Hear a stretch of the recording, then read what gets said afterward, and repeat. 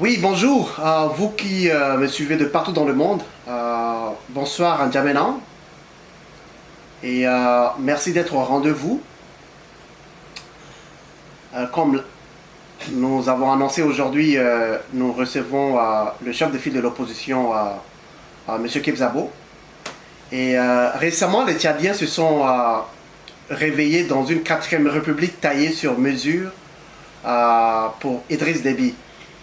Et dans le processus de cette mascarade politique durant lequel un forum exclusif a été organisé avec les serviteurs bien sûr de Déby, puis une nouvelle constitution a été adoptée et enfin un énième gouvernement a été mis sur pied dans un désordre amateurisme politique sans pareil, ça il faut le dire. Pendant ce temps, l'opposition a clairement affiché son désaccord en optant pour un refus de prendre part à ces enfantillages politiques, par exemple par le boycott de l'Assemblée lors de vote de cette nouvelle constitution et aussi à travers d'autres actions pacifiques. C'est dans ce climat que le chef de file de l'opposition, M. Saleh Kebzabo, a demandé de rencontrer Déby le 25 mai 2018, si je me trompe de la date, on va corriger. Incompréhension totale de l'opinion politique en général et de la population tchadienne en particulier, qui cherche à comprendre ce revirement soudain de M. Kebzabo, car ce dernier s'est montré très critique face aux manigances de Déby. Et voilà pourquoi plusieurs interrogations, incompréhensions, voire des accusations se sont soulevées ces dernières semaines face à cette décision qu'a prise le chef de file de l'opposition, M. Kebzabo, pour rencontrer Idriss Déby. Et comme on le dit souvent, mieux vaut donner la parole au concerné lui-même et lui permettre de mettre les mots sur ces gestes qu'il a posés et qui est en train de d'ébranler davantage la confiance des Tchadiens envers les partis de l'opposition au Tchad. Alors, dans cette optique que je crois, je reçois cet après-midi, ce soir au Tchad, donc M. Kebzabo, pour nous éclairer les lanternes sur les vrais contours de cette affaire et le vrai mobile qui l'ont poussé à rencontrer M. Idriss Déby. Donc, bonsoir, chef de file de l'opposition, M. Kebzabo, bonsoir. Bonsoir. Oui, merci d'avoir accepté l'invitation sur nos antennes pour élucider cette affaire de rencontre avec Déby. D'entrée de jeu, est-ce que vous confirmez que c'est bien vous qui aviez fait la demande de rencontrer M. Déby?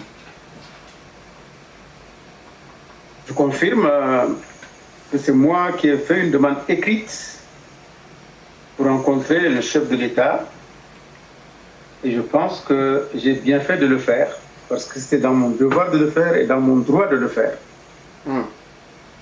Et même si la rencontre avec Déby n'est pas un tabou en principe, le timing n'est-il pas favorable à ce dernier et très défavorable aux forces démocratiques? Vous savez, en la matière, il n'y a pas un instrument de mesure pour dire qu'il y a un timing favorable ou défavorable. Nous sommes en matière politique où chacun essaie de tirer son épingle du jeu en fonction des circonstances. Moi, j'ai évalué, au niveau de mon parti, nous avons évalué, parce que ce n'est pas une initiative tout à fait personnelle, nous avons évalué, nous avons pensé qu'il était opportun de demander à rencontrer Déby pour discuter des problèmes de l'heure avec lui. Et donc, ça faisait 6 ans qu'on ne s'est pas rencontré formellement.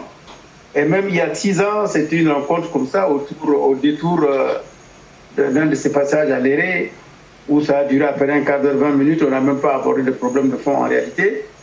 Et disons que la rencontre Déby-Kebzabo en tant que telle, contrairement à toutes les rumeurs qu'on a savamment répandues ici et ailleurs, remonte au moins à 7 ans. Donc cela étant, je voudrais vraiment qu'on aille à l'essentiel. Et en allant à l'essentiel, je voudrais suggérer un certain nombre de comparaisons en Afrique et ailleurs. Et qu'en Afrique centrale, qu'on trouve que quand le pouvoir rencontre l'opposition, il y a anguille sous roche. Un de mes amis du Cameroun me dit: ah, dis donc, il paraît que tu as retourné de ta veste. Je lui dis: pourquoi? Il dit: mais tu as rencontré Déby. J'en ai rigolé. Okay. Ce n'est qu'en Afrique centrale que ce genre de culture vraiment s'incruste dans la tête des gens et nous éloigne de la démocratie. La rencontre entre l'opposition et le pouvoir est une chose tout à fait normale. Il faut la désacraliser et lui donner un caractère normal pour que les choses se passent normalement dans une démocratie et pour une démocratie apaisée. Lorsque des gens comme Alpha Condé et Dalein Diallo se rencontrent, même dans un temps de crise forte comme ils l'ont fait il y a quelques semaines, les Guinéens n'ont pas tiré à boulet rouge sur Diallo. Il en est sorti dans une conversation où il a peut-être obtenu ce qu'il voulait ou pas, mais chaque fois qu'il y avait besoin de le faire, ou c'est Alpha Condé qui l'appelle, ou c'est Dalein Diallo qui appelle Alpha pour le rencontrer, ils se rencontrent, ils discutent d'homme à homme et trouvent des solutions ou pas à leurs problèmes. Lorsqu'il y a 1 an et demi, je crois, Ibeka au Mali a ouvert la vanne pour enfin respecter le statut de l'opposition, il a mis en place un budget de 500 millions de francs CFA. Et mon ami Soumaïlou Cissé, qui est le chef de l'opposition là-bas, occupe aujourd'hui un bâtiment de 2 étages que j'ai visité, où tous les services sont installés, et où l'opposition vient tenir ses réunions, ses concertations et autres. On n'a pas dit, lorsqu'on a mis à sa disposition 500 millions, qu'il a été vendu ou qu'on l'a acheté. Les Maliens ne l'ont pas dit. Les Maliens ont trouvé tout cela normal. Lorsque plus proche de nous, à l'époque où c'était Maître Sankara qui était chef de l'opposition sous Compaoré et que parfois ils se rencontraient, parce que la loi tchadienne, je dois vous le dire, est d'inspiration qu'il avait. Donc lorsque Sankara rencontrait Compaoré, les Burkinabés ne voyaient pas là-dedans un signe de traîtrise ou de faiblesse. C'est normal qu'en République, les 2 forces principales se rencontrent. Plus près de nous encore, une expérience qui malheureusement n'a pas beaucoup évolué parce que l'affaire Amadou Hama a emporté tout cela, le président Issoufou a mis en place, selon la loi, le statut du chef de l'opposition qui avait commencé à fonctionner, puis les turbulences politiques sont venues perturber tout cela. Pourquoi est-ce qu'en Afrique de l'Ouest ça peut se passer et qu'en Afrique centrale ça ne doit pas se passer? Au Tchad, lorsque nous avons rencontré Déby, on voit absolument là-dedans quelque chose de tout à fait normal, comme s'il y avait un crime qui a été commis. Je crois qu'il y a une vision très réductrice de la démocratie qu'il faut dénoncer. Une vision vraiment attardée, une vision qui est fermée, une vision qui n'ouvre pas des perspectives dans notre pays lorsqu'on se comporte comme ça. Non, mais Je vais continuer les exemples. Je voudrais continuer les exemples. Allez-y. Lorsque Odinga, avec des milliers et des milliers de morts depuis l'avant-dernière élection présidentielle jusqu'à celle-ci, avec des milliers de morts, jusqu'à ce que la CPI s'en soit même mêlée, lorsque Odinga va même prêter serment pour dire qu'il est président du peuple, et que subitement comme ça, on le voit aller embrasser le président Kenyatta pour enterrer la hache de guerre et dire qu'ils vont œuvrer pour l'avenir de leur pays. Est-ce qu'Odinga a trahi son pays? J'ai cité tous ces exemples, chers amis. Pour finir avec un exemple, en Europe, lorsque le Parti socialiste, il y a quelques semaines, après des mois et des mois de tractation, a fini par s'allier au Parti démocrate chrétien. Et je vous rappelle au passage que ces 2 partis sont les 2 plus grands partis en Allemagne et qui sont d'obédience et d'idéologie totalement opposées. Ils ont fini par former un gouvernement d'union. Est-ce que l'un aurait-il trahi l'autre? Pourquoi est-ce qu'au Tchad, lorsque Saleh Kebzabo, chef de l'opposition politique, demande à rencontrer Idriss Déby, chef de l'État, qui le rencontre, ils discutent, ils sortent cet entretien, on n'y voit que des inconvénients. Pourquoi? J'aimerais bien comprendre pourquoi. Oui, Toute cette de bouclier, voire de haine contre moi, donnant l'occasion à des analyses, s'il y en a, d'ailleurs de bas niveau, en tout cas des insultes, à des incriminations qui sont totalement fausses et infondées. Je suis vraiment, je suis dépassé par ce comportement qui est très réducteur et qui ne fait pas avancer les choses dans notre pays. C'est une vision totalement réductrice. Et je suis quelque part halluciné de voir que parfois c'est des intellectuels d'un certain niveau qui font des analyses. Mon seul espoir aujourd'hui, c'est une démocratie apaisée, c'est une opposition renforcée dans le cadre d'une république où on respecte les lois, où on respecte les devoirs. C'est ce que j'ai fait avec le président Déby. Je n'ai pas été réglé un problème personnel, ni le problème de mon parti. Mon nom n'a jamais été prononcé, le mot de l'UNDR n'a jamais été prononcé. J'ai soumis au président Déby un certain nombre de considérations de caractère national. Nous en avons discuté. Il y en a sur lesquels nous sommes tombés d'accord, il y en a sur lesquels nous ne sommes pas tombés d'accord. J'en suis sorti avec la promesse que nous nous reverrons bientôt. Et mon plus grand espoir, c'est que ce genre de rencontre soit vraiment habituelle, fréquente, régulière. Et qu'on dépasse ce niveau-là où on est actuellement. Oui, mais monsieur Kebzabo, pourquoi vous êtes allé seul? Pourquoi ne pas aller avec certains membres de chefs de partis d'opposition, même peut-être quelques membres de votre parti politique, pour être témoin? Pourquoi vous êtes allé seul? C'est un faux procès. C'est un faux procès. C'est un procès qui suppose déjà qu'il y a Anguille sous roche et que je suis allé conclure un marché. C'est un mauvais procès. Je suis allé seul parce que je vais vous dire pourquoi. La question s'était posée au niveau du parti. Fallait-il aller avec un membre de l'UNDR? Fallait-il aller avec un membre de l'opposition? Ou les deux? Moi, j'ai opté pour aller avec les deux. Et puis, au final, nous nous sommes dit non. C'est une première rencontre qui a lieu après plusieurs années de manque de contact. Allez-y, discutez, et vous verrez comment les choses vont évoluer avant d'ouvrir la réunion à d'autres. Et j'ai dit tout à l'heure que mon souhait était que ce genre de rencontre soit fréquent, soit régulier, et que le format change pour que on rencontre le gouvernement et l'opposition, et non pas deux individus. Oui. Voilà. Bon, vous avez parlé d'Alpha Condé tout à l'heure. Est-ce que certains chefs d'État africains, en particulier Alpha Condé, qui est votre ami, si je ne me trompe pas, parce que vous avez quand même de contacts particuliers avec Alpha Condé, et d'autres forces comme l'Union européenne, la France, l'ONU, est-ce qu'ils ont poussé au rapprochement avec Déby? Est-ce qu'il n'y a pas une main derrière? Il n'y a absolument aucune main. S'il y a une main, c'est celle de l'UNDR. Nous avons agi en toute souveraineté et je n'ai eu aucun contact avec aucune partie étrangère, contrairement à ce qu'un journal de la place a écrit, que j'aurais été manipulé ou je ne sais pas poussé par l'Union européenne. L'Union européenne, la dernière fois que j'ai rencontré l'ambassadrice de l'Union européenne, elle était accompagnée du représentant du PNUD ici à N'Djamena et moi d'un membre de mon bureau exécutif. Nous avons discuté pendant plus d'une heure. Ils ont essayé, c'était en novembre, ils ont essayé de me convaincre, pour convaincre l'opposition de participer au forum. Nous nous sommes séparés en queue de poisson. Je leur ai dit non, nous n'irons pas au forum. Donc, je n'ai pas rencontré un ambassadeur, je n'ai pas rencontré un représentant quelconque, je n'ai rencontré personne. Pourquoi voulez-vous que les Tchadiens ne puissent pas réfléchir sur leurs problèmes eux-mêmes et tirent les conclusions qui s'imposent? Je n'ai vu personne. Personne ne m'a manipulé, personne ne m'a poussé. Ouais. Et bon, je sais pas, j'ai parlé avec monsieur le maire de Mondou, moi je l'appelle toujours monsieur le maire, Laouka Emeda.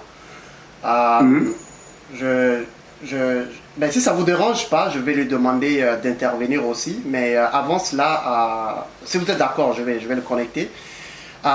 Bon, beaucoup de gens m'ont écrit et j'ai reçu beaucoup d'appels aussi. Les gens se sont posé la question, est-ce que ce n'est pas le même scénario qui a été fait en 1996? Vous avez donné votre voix à Idriss Déby. Sur nos antennes, quand je vous ai appelé, je vous ai posé cette question. Est-ce que vous regrettez l'acte que vous avez fait, le fait de donner votre voix à Déby pour qu'il puisse passer au lieu de Kamogé, vous avez dit que vous ne regrettez pas. Beaucoup de Tchadiens m'écrivent, ils m'appellent, ils me disent que c'est le même scénario qui est en train d'être fait. Et aussi, ils voient aussi, peut-être que vous voyez aussi une menace, parce qu'au niveau de l'Éré, il y a 2 grosses têtes qui ont été nommées dans le gouvernement de Déby. On parle de Padaré, le ministre, comment il s'appelle, Kalzobé. Ça, c'est de grosses têtes de votre région. Et les gens me disent que peut-être que vous voyez que vous êtes menacés.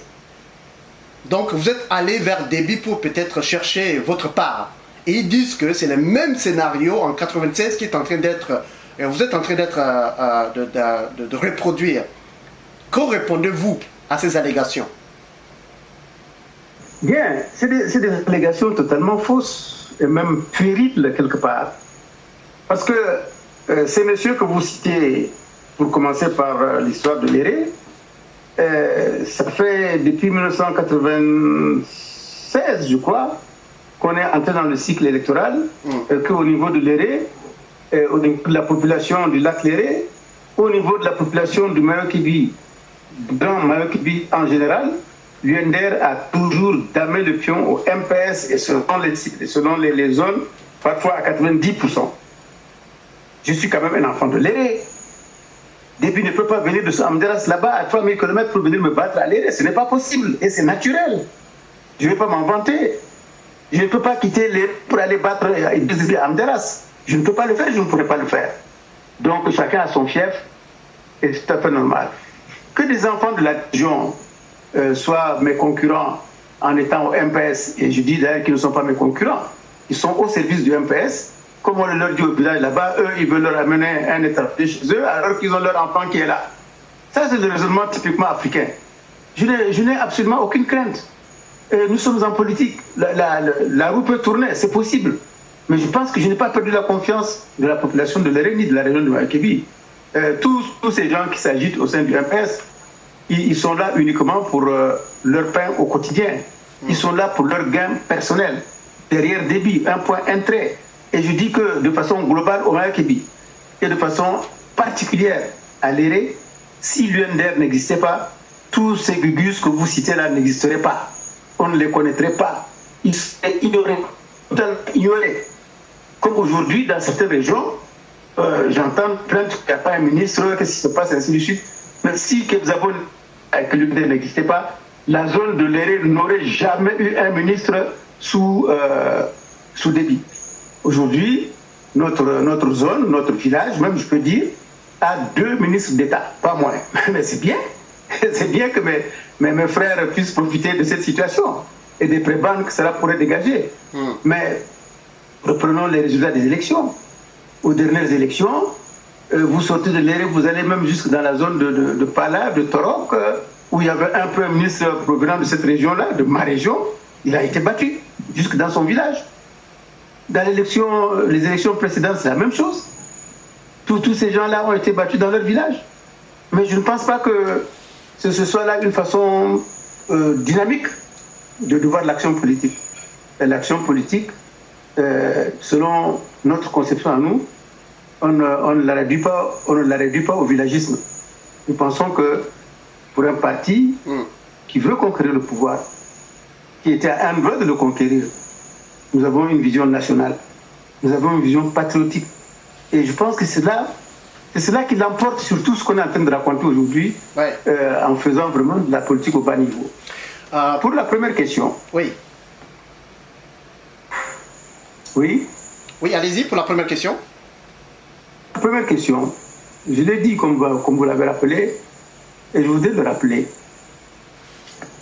que cette vision étriquée, encore vivace dans l'esprit des sudistes, qui consiste à dire que c'est Kebzabo qui nous a empêchés de prendre le pouvoir en 1996, c'est une question vraiment qui m'attriste. Que parfois ce soit des intellectuels qui tiennent des raisonnements de ce genre. Idriss Déby avait en 1996, je crois, autour de 43%, je crois, de mémoire, à l'élection présidentielle. Et Kamogé devait venir avec 10 ou 15 points de retard. Je n'avais pas 10 ou 15 points de retard à vendre, à mettre dans un plateau pour que Kamogé prenne et gagne une élection. Je n'avais pas ce pourcentage-là. Et de toutes les façons, dans ce genre de situation, les gens qui vont suivre au premier tour ne vous suivront pas forcément au deuxième tour. Loin de là. Et d'ailleurs, ça n'a jamais été prouvé. Et lorsqu'aujourd'hui, on me traite de traître, mais traître à quoi? Traître à quelle cause? Est-ce que Kamogé m'a envoyé une délégation ou est-il venu me voir à l'UNDR pour qu'on discute des termes d'un second tour? Il ne l'a jamais fait. Il attendait royalement devant sa porte, il voulait que je vienne le saluer et lui dire je t'apporte des voix. Non, nous sommes en politique, ça ne se passe pas comme ça. Et je voudrais dire ce que j'ai commencé à révéler depuis quelque temps. Cette histoire du deuxième tour de 1996, je voudrais dire à mes compatriotes sudistes, s'il vous plaît, ouvrez bien les oreilles et écoutez-moi. La chose a été ficelée au niveau de Libreville. Le président Bongo, grand maître de je ne sais pas quelle loge maçonnique, a réglé cette affaire entre des maçons. Les autres sont des maçons, moi je ne suis pas maçon. Le président Bongo a réglé cette affaire, a dit à Kamogé de ne pas trop insister, que de toute façon, depuis allait gagner, et que lui, on lui réservait le poste de président de l'Assemblée nationale. Donc vous voulez que moi, je crois que je sois le dindon de la farce dans cette affaire, et que les autres règlent leurs problèmes par-dessus ma tête, et que je vienne comme un couillon comme ça, comme dirait l'homme de la rue, pour me faire écrabouiller. Non. Au niveau de notre parti, nous avons tenu des réunions pendant 2 semaines pour examiner cette situation et prendre une décision.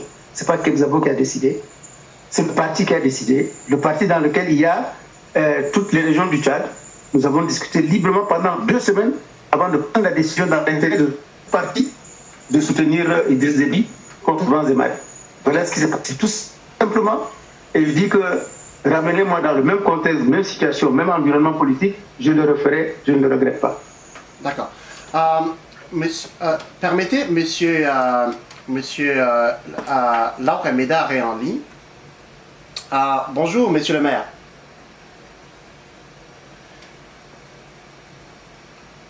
Allô? Ouais, je pense qu'il y a un problème de connexion parce qu'il voulait intervenir. Oui, monsieur Médard, est-ce que vous m'entendez?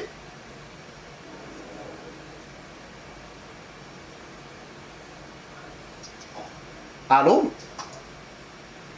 Bon, apparemment non. On va continuer. Pour vous qui venez de vous joindre, je suis avec le chef de file de l'opposition, Monsieur Kebzabo, très apprécié. Il répond toujours présent. Ça, c'est quelque chose que j'apprécie beaucoup et ça fait partie d'une valeur d'un homme politique. J'apprécie beaucoup son courage. Monsieur Laouka, est-ce que vous m'entendez? Non, ok. Alors, j'ai reçu beaucoup de messages, comme je vous ai dit. Quel message d'espoir avez-vous en direction des jeunes dont beaucoup considèrent que les opposants sont plus préoccupés par leurs intérêts immédiats que par l'avenir de la démocratie? Qu'est-ce que vous avez à dire à ces jeunes-là, monsieur Kebzabo? Je voudrais répondre sans ambiguïté. Vous n'êtes pas venu au théâtre depuis longtemps. Je voulais dire par là que Dieu m'a donné les moyens dans ma vie. Et je n'ai jamais volé. Je n'ai jamais volé un sou de qui que ce soit, d'un particulier ou de l'argent public. Je n'ai jamais volé un franc. Et faites-moi confiance, si j'avais volé dans ce système, on ne m'aurait pas laissé en liberté comme ça. On m'aurait sali, on m'aurait cassé. On a tenté par d'autres moyens de le faire, ils ne sont pas arrivés. Ce que je voulais vous dire, c'est que dans ma vie, Dieu m'a donné quelques moyens. J'ai aujourd'hui, à N'Djamena, une maison, une concession d'une certaine superficie qui est bien bâtie, dans laquelle je me sens bien avec ma famille. Je n'ai donc plus de projet de construire une villa quelconque pour moi. Là où je suis, ça me suffit. Deuxièmement, dans les circonstances dans lesquelles je suis actuellement, je ne veux pas quémander de l'argent pour vivre. Dieu m'en a donné. J'ai de quoi vivre jusqu'à la fin de ma vie, surtout que la fin de ma vie, elle est très proche. Je n'ai plus beaucoup de temps à vivre. Et donc, ce n'est pas aujourd'hui, cher monsieur, que je vais faire des inclinaisons ou des déclinaisons ou je ne sais pas quelle forme de figure, que je ferai devant quelqu'un pour lui commander de l'argent ou pour qu'il vienne suppléer à mes besoins. Jamais. Dieu m'en a donné, je le remercie. J'ai travaillé pour ça, ma femme travaille pour ça. Donc nous n'avons pas de besoin de problème. Nous sommes au-dessus des problèmes sociaux. Je suis même en mesure aujourd'hui, et je le fais depuis des années, d'intervenir pour aider d'autres Tchadiens quand ils ont des problèmes. Je le fais de bon cœur. Et ce n'est pas avec de l'argent volé que je le fais. Je vais donc répondre directement à votre question. Oui. Lorsque les Tchadiens entreprennent des actions de quelque nature que ce soit, tout de suite, notre pauvreté, voire notre misère, parfois même intellectuelle, ne nous oriente que dans une direction. Oh, il veut de l'argent. Ah, il est allé chercher l'argent. Et en l'occurrence, dans ce qui vient d'arriver, il y a même une de ces misérables créatures intellectuelles qui a écrit, on me l'a rapporté pour me l'envoyer que je le lise, que j'ai été à la présidence, reçu par Déby, et qu'à la sortie, il m'a offert 100 millions de francs CFA et une V8. Oui, il s'appelle Doggy Warou. J'ai reçu aussi ça, comme quoi vous avez reçu véhicule V8 et puis 100 millions. Mais ce que je veux vous dire, c'est que si moi, Kebzabo, comme là où je suis là aujourd'hui, on va m'acheter avec 100 millions et une V8 qui coûte dans les 50-60 millions, c'est que je suis un pauvre type. Je ne mérite aucune confiance des Tchadiens. Il faut que les Tchadiens crachent sur moi dans la rue en passant. Je crois que je vaux plus que ça. Je vaux plus que ça. Il aurait pu dire que on m'a donné 5 milliards, 10 milliards de francs pour m'acheter. Je dis on commence à s'approcher d'un prix. Là, oui, ça commence à être un peu la valeur que je pourrais réclamer pour trahir le peuple tchadien. Mais même à ce prix-là, je ne le ferai pas parce que je n'en ai pas besoin. Parce que je dis que si au stade actuel, je dois voler ou quémander pour vivre ou bien que je cherche une position pour voler, c'est que je suis maudit par Dieu. Fort heureusement pour moi, Dieu ne m'a pas maudit.